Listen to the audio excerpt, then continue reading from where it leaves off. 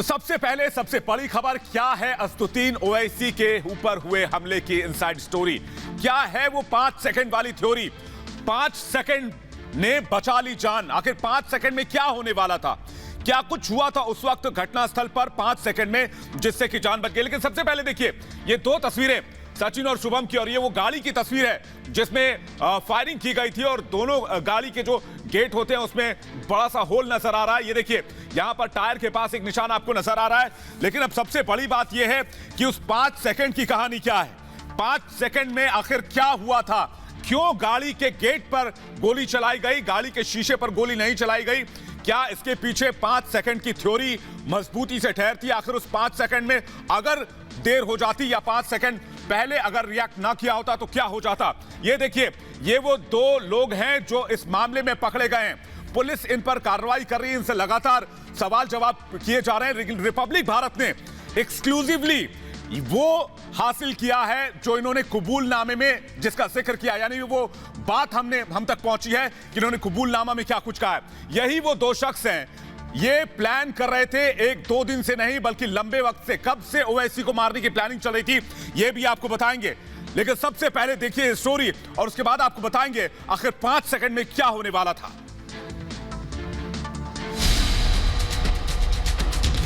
हमारी गाड़ी पर हमला हुआ, 4 गोलियां उन दो लोगों ने चलाई। 3 फरवरी को ओवैसी की जान खतरे में थी।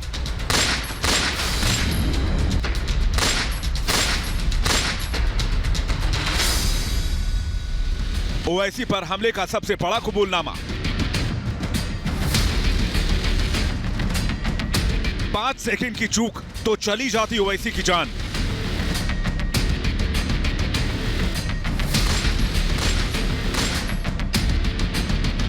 ऑल इंडिया मजलिसे इत्तेहादुल मुस्लिमीन के चीफ असदुद्दीन ओवैसी पर जो हमला हापुड़ के छिजासी टोल प्लाजा पर हुआ, वो सिर्फ हमला नहीं था बल्कि इस हमले के पीछे छिपी थी ओवैसी के खिलाफ सबसे खूंखार साजिश। वो साजिश जिसका मकसद ओवैसी को डराना या धमकाना नहीं था बल्कि ओवैसी को जान से मारने का प्लान तैयार किया गया था। एक ऐसी साजिश जिसकी स्क्रिप्ट कई महीने पहले तैयार कर ली गई थी।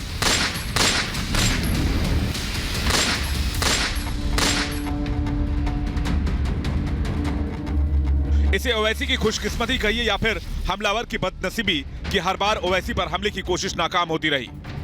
लेकिन फिर आई 3 फरवरी 2022 की वो तारीख जब ओवैसी की गाड़ी मेरठ से दिल्ली लौटते वक्त गाजियाबाद के पास छिजासी टोल प्लाजा के पास से गुजरी और एक के बाद एक कई गोलियां ओवैसी की कार पर दाग दी गई।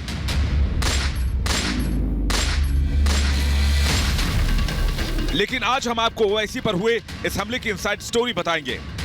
उस रोज अगर ओवैसी झुकने में 5 सेकंड की देरी कर देते तो एक बड़ी अनहोनी हो सकती थी। ओवैसी पर हुए इस जानलेवा हमले के पीछे की वो साजिश बताएंगे जिसे कई महीने पहले ही अंजाम दिया गया था। पुलिस की गिरफ्त में मौजूद उन दोनों हमलावरों ने अब अपनी जुबान खोल दी है और हमले का एक एक सूत्र सामने आने लगा है। ओवैसी पर हमले का सबसे बड़ा कबूलनामा सामने आया है।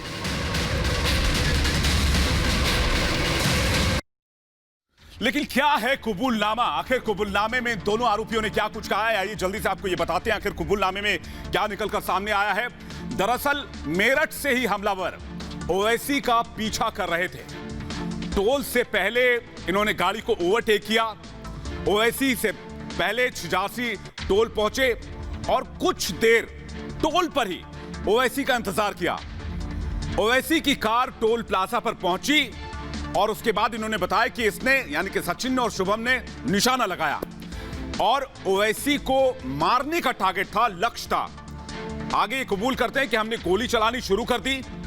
पिस्टल की मैगजीन में 5 गोलियां थी।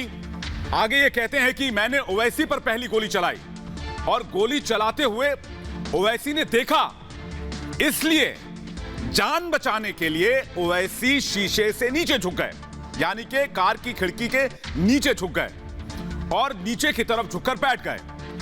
कार पर नीचे की तरफ फायरिंग इसलिए की गई क्योंकि हमलावरों को लगा कि ओवैसी नीचे बैठ गए हैं, इसलिए खिड़की के नीचे वाले हिस्से में फायरिंग होनी चाहिए, जैसा कि अभी हमने आपको दिखाया। और इन्होंने सोचा कि अगर वो नीचे बैठे हैं तो जो गोली चलाई गई है वो सीधे ओवैसी को लगी होगी। तो गोली कहां चली थी, आइए जल्दी से आपको दिखाते हैं। देखिए ये तस्वीरें आपको दिखाते हैं, गोली कैसे कहां पर लगी थी। एक बार फिर से ये आए दौड़ के, ये 3 फरवरी छिजारसी टोल प्लाजा की तस्वीरें, ये भाग के आए पहले और उसके बाद इन्होंने कहा कि हमने जब गोली चलाई तो ओवैसी ने हमें गोली चलाते हुए देख लिया था और तब इन्होंने देसी पिस्टल से कार की, देखिए नीचे फायरिंग करते हुए नजर आ रहा है। ये देखिए ये नीचे फायरिंग करते हुए आपको नजर आ रहे हैं, क्योंकि इन्हें लगा कि ओवैसी अगर कार के खिड़की के नीचे बैठ गए, झुक गए हैं, तो कार के दरवाजे पर गोली दागने से सीधे ओवैसी को जाकर लगेगी। तो योजना ये थी जो ये बता रहे हैं। ये तस्वीरें हम आपको एक बार फिर से दिखा रहे हैं, जब ये टोल प्लाजा पर ओवैसी की गाड़ी का पीछा करते हुए भागते हुए आए और दनादन ओवैसी की गाड़ी पर फायरिंग शुरू कर दी।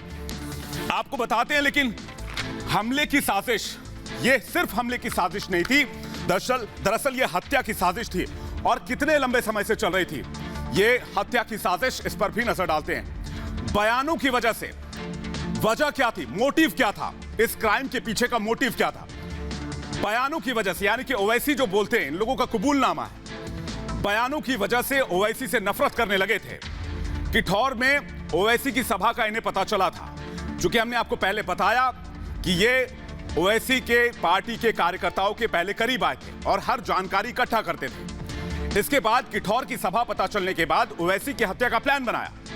ओवैसी के प्रचार रूट की रेकी करते थे। सचिन ने हमलावर शुभम से संपर्क किया और शुभम से कई साल पुरानी दोस्ती थी, सोशल मीडिया पर दोनों मिले थे। सचिन ने शुभम को गाजियाबाद बुलाया। 28 जनवरी को वेव सिटी के पास मुलाकात करने के लिए गए और सही वक्त का इंतजार कर रहे थे। मेरठ में परिचित आलम से इन्होंने पिस्टल खरीदी।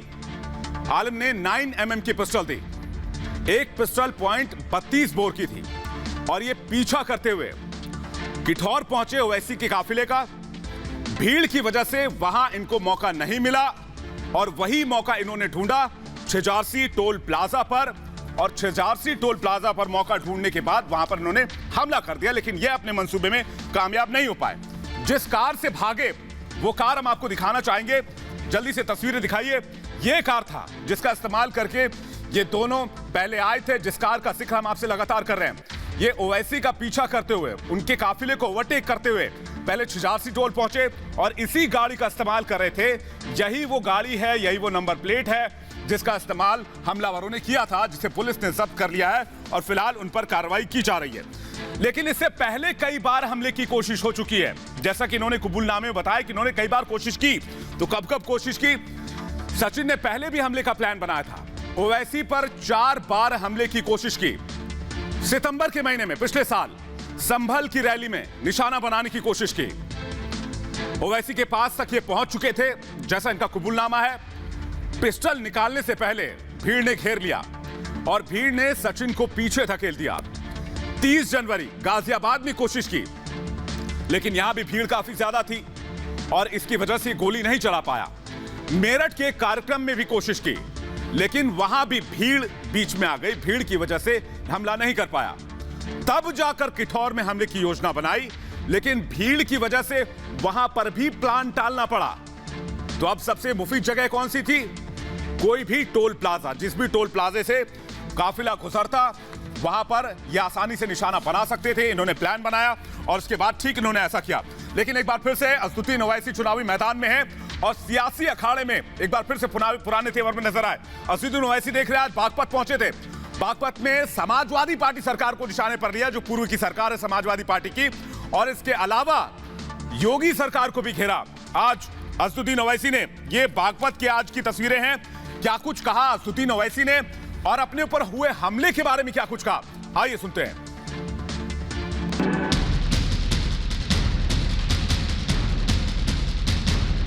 हम दुनिया में जिंदा हैं तो अल्लाह के रहमो करम पर जिंदा थे, हैं और रहेंगे। छिजारसी टोल प्लाजा पर हमले के बाद ऑल इंडिया मजलिस इत्तेहादुल मुसलमीन के अध्यक्ष असदुद्दीन ओवैसी एक बार फिर चुनावी मैदान में उतर गए हैं। एक बार फिर हैदराबाद वाले भाईजान असदुद्दीन ओवैसी ने चुनावी मोर्चा संभाल लिया है। ओवैसी आज उत्तर प्रदेश के बागपत में पहुंचे और पार्टी के उम्मीदवार के लिए वोट मांगे, लेकिन इस दौरान अपने ऊपर हुए हमले की बात करना नहीं भूले। गोलियां चलाने वाले वही लोग हैं जिन्होंने महात्मा गांधी को कत्ल किया था। ये 4 गोलियां चलाए हम पर, अल्लाह ने हमको बचाना था, मगर मैं उन लोगों को फिर से कह रहा हूं, मैं मौत से नहीं डरता हूं, इंशाअल्लाह ताला मैं नहीं डरता हूं। एक तरफ ओवैसी पर हमला करने वाले का कबूलनामा सामने आ चुका है, जिससे साफ जाहिर है कि असदुद्दीन ओवैसी की जान को कितना बड़ा खतरा था। लेकिन ओवैसी पर इस हमले ने उन्हें एक बार फिर उत्तर प्रदेश के चुनावी संग्राम में चर्चाओं के बीच ला खड़ा किया है। ये बात ओवैसी भी जानते हैं और समझते भी हैं। ये बुज़दिल ये समझते हैं कि ओवैसी की जबान को खत्म कर दिया जाएगा गोलियों से। अरे तुम्हारे में दम है तो मारो गोली। मैं मगर अल्लाह ने फैसला किया कि तुम्हारी गोली से मेरी मौत होगी, तो मैं आपसे कह रहा हूं, आप अपने हर बेटे को, अपनी बेटी को मुझसे ज्यादा काबिल बनाना। अगर एक ओवैसी मरेगा तो तुमको मैं वसीयत करता हूं कि लाखों में तुमको मुझसे ज्यादा ओवैसियों को पैदा करना पड़ेगा। हालांकि ओवैसी के निशाने पर इस दौरान अखिलेश से लेकर बीजेपी तक रही और उन्होंने जमकर निशाना भी साधा।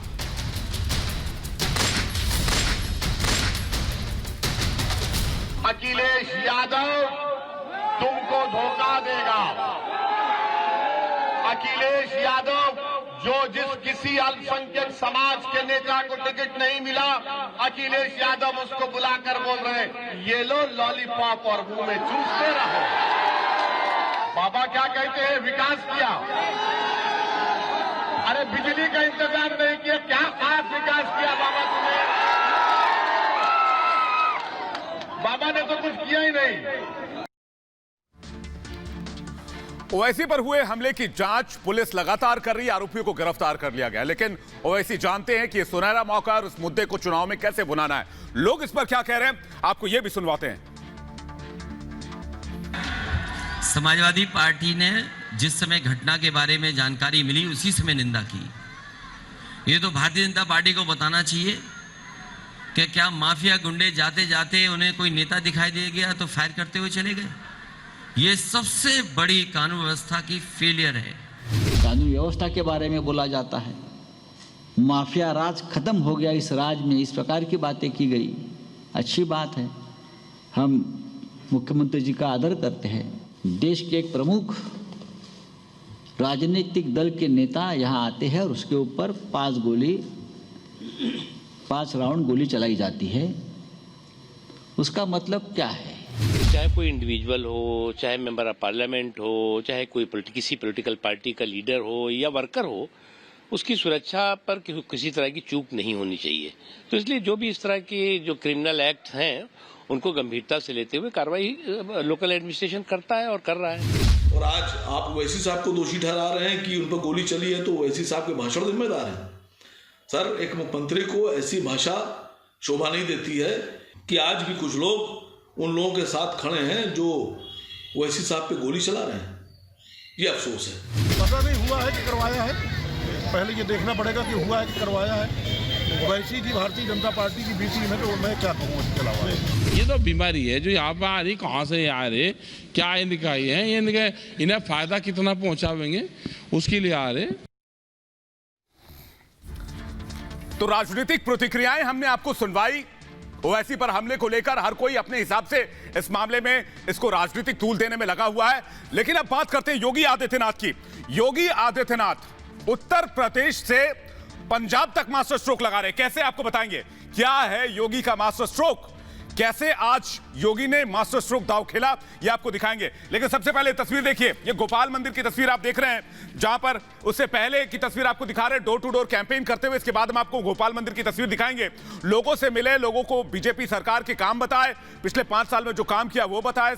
आपको बता दें कि कल संकल्प पत्र भी जारी होना है। लेकिन इससे पहले देखिए, ये गोपाल मंदिर की तस्वीर है जहां पर योगी आदित्यनाथ पहुंचे थे और इसके बाद गुरुद्वारा भी पहुंचे, मत्था टेका, आशीर्वाद लिया गुरुद्वारे में और यहां पर चुनाव में जीत में आशीर्वाद लेने के लिए यहां पर पहुंचे। और यहां पर उनका सिख समुदाय ने किस तरह से स्वागत किया, कृपान देकर, तलवार देकर। ये देखिए, ये तस्वीरें हम आपको दिखा रहे हैं।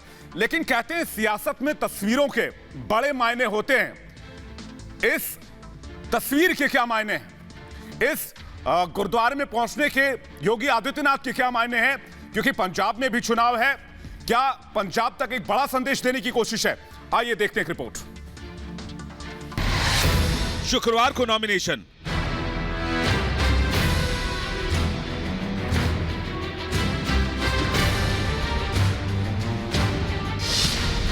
शनिवार को जनता के द्वार, गोरखपुर में बाबा का कैंपेन, पंजाब तक बीजेपी का संदेश।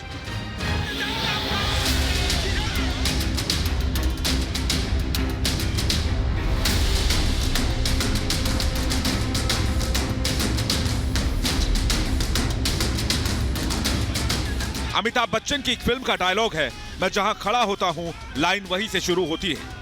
यूपी में योगी आदित्यनाथ के लिए भी कुछ ऐसी ही चर्चा चल पड़ी है कि कोई नेता जहां तक सोचता है, योगी उससे पहले ही आगे तक की सोच लेते हैं।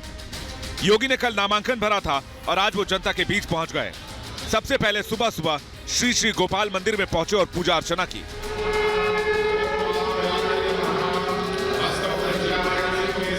सीधा रवाना होंगे मोहिद्दीपुर गुरुद्वारा के लिए। यहाँ से 5 किलोमीटर का फासला है जो बताया जा रहा है, और 15 से 20 मिनट का वक्त आप मुश्किल से आप ये लगाइए कि यहाँ से वहाँ मुख्यमंत्री को पहुँचने में लगेगा। और तब उसके बाद वो तमाम तैयारी मोहिद्दीपुर गुरुद्वारे में भी हो रखी है। श्री श्री गोपाल मंदिर के बाद वो मोहिद्दीपुर गुरुद्वारा पहुंचे और मत्था टेका।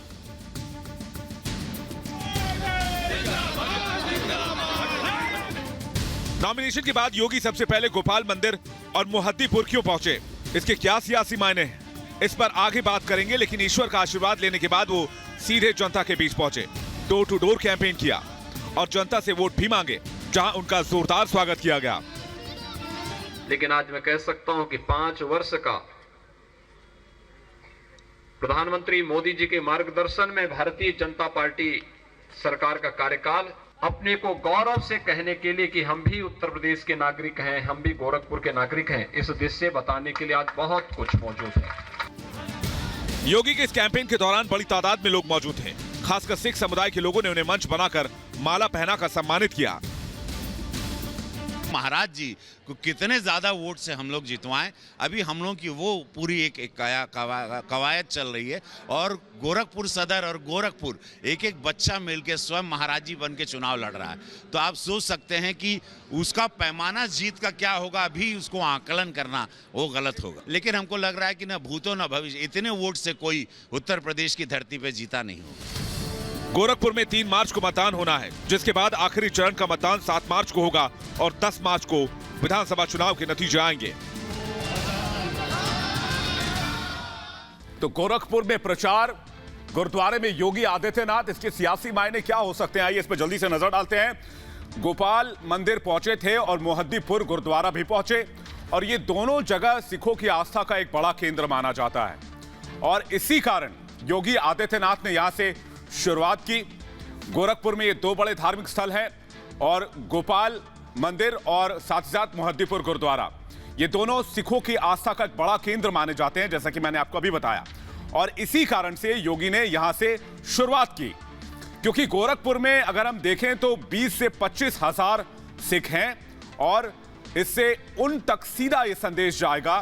राज्य के 7 लाख सिखों पर भी इस तस्वीर का असर होगा, जो तस्वीर अभी हमने आपको दिखाई। यह संदेश केवल यूपी के सिखों तक नहीं जाएगा, बल्कि पंजाब तक संदेश पहुंचाने की कोशिश है। पंजाब में भी विधानसभा चुनाव है और वहां भी बीजेपी मैदान में। अब तक विपक्षी दलों की तरफ से ऐसा कोई प्रयास दिखा नहीं है।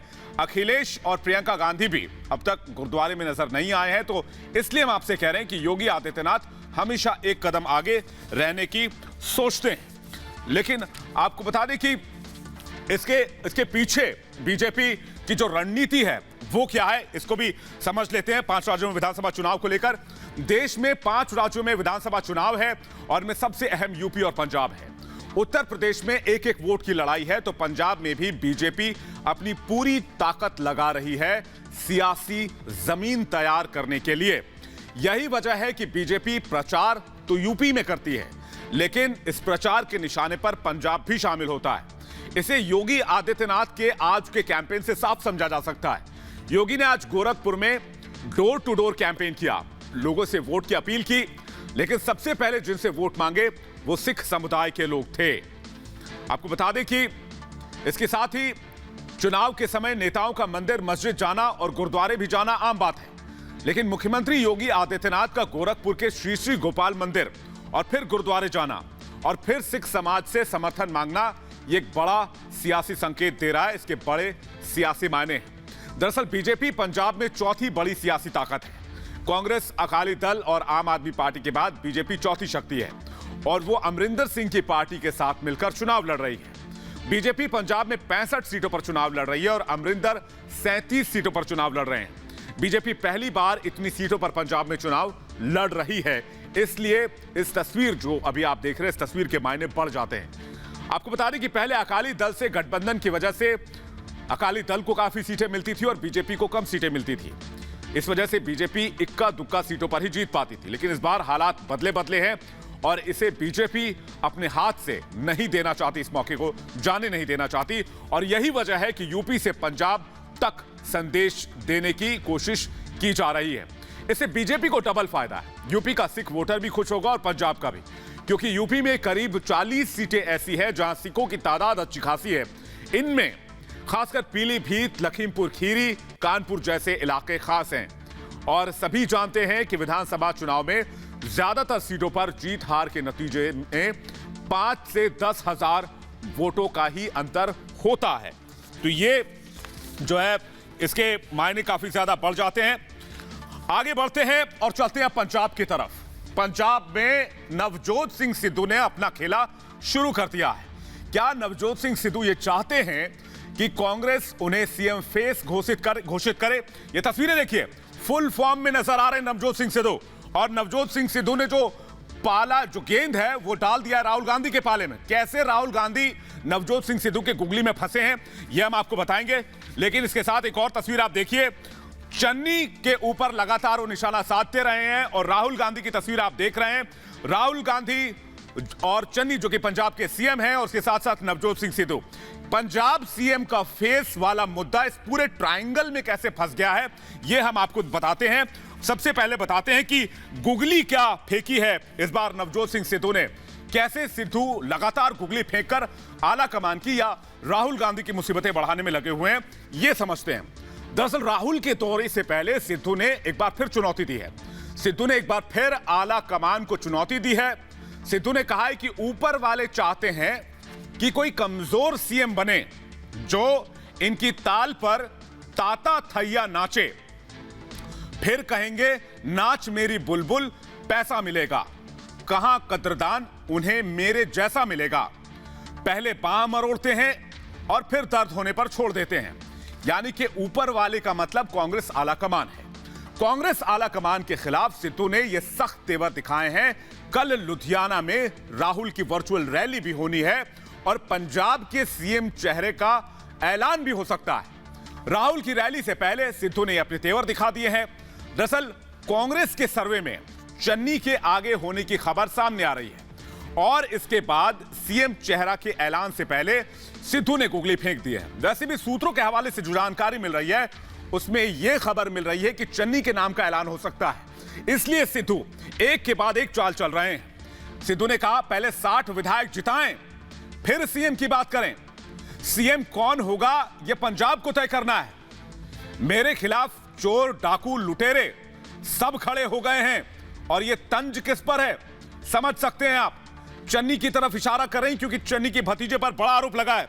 तो कुल मिलाकर पंजाब की जो सियासत है और खासकर कांग्रेस की जो सियासत है वो पंजाब चुनाव से भी ज्यादा दिलचस्प हो गई है। देखिए एक रिपोर्ट।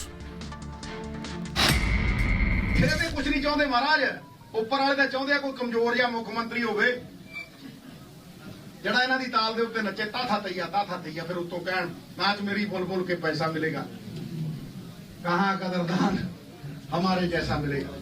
पहला बाम रोड लेंदे जब आई करदा फिर तो छड्ड दिंदे कि है जा मुख्यमंत्री जाने हो सी दसो। पंजाब में चुनाव से पहले कांग्रेस नेता आपस में ही लड़ रहे हैं। राहुल गांधी के दौरे से ठीक पहले सिद्धू ने एक बार फिर आला कमान को निशाने पर लिया। दरअसल कांग्रेस के सर्वे में चन्नी के आगे होने की खबरें हैं और इसके बाद से ही गुरु ने एक बार फिर आला कमान पर दबाव बनाना शुरू कर दिया है।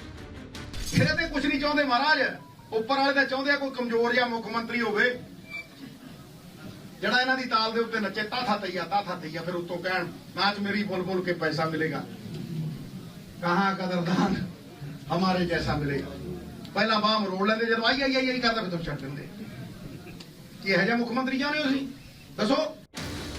कल राहुल गांधी पंजाब में कांग्रेस चेहरे का ऐलान करने वाले हैं। एक तरफ कांग्रेस की कोशिश है कि चुनाव से ठीक पहले सिद्धू कोई नया बखेड़ा ना खड़ा कर दें, तो दूसरी तरफ सिद्धू हैं कि इस मौके को किसी भी हाल में हाथ से जाने नहीं देना चाहते।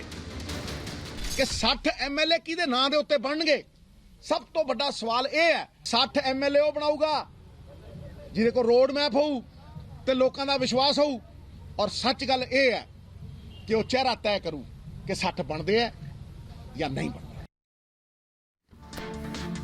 तो अब सबसे बड़ा सवाल यह है कि आगे क्या करेंगे सिद्धू और चन्नी के बीच ये मुकाबला, और क्या इसके बीच चन्नी फंस गए हैं? तो सीएम की रेस में सिद्धू और चन्नी का मुकाबला है, यह साफ सीधी सी बात है। सीएम चन्नी कांग्रेस आला कमान की पसंद है, ऐसे भी हमें जानकारी मिल रही है, और इसलिए सिद्धू नाखुश नजर आ रहे हैं। सर्वे में भी चन्नी के आगे रहने की खबर है। चन्नी के आगे होने पर सिद्धू ने अपने तेवर दिखा दिए हैं। चन्नी के समर्थन में पंजाब के 6 मंत्री आ गए हैं।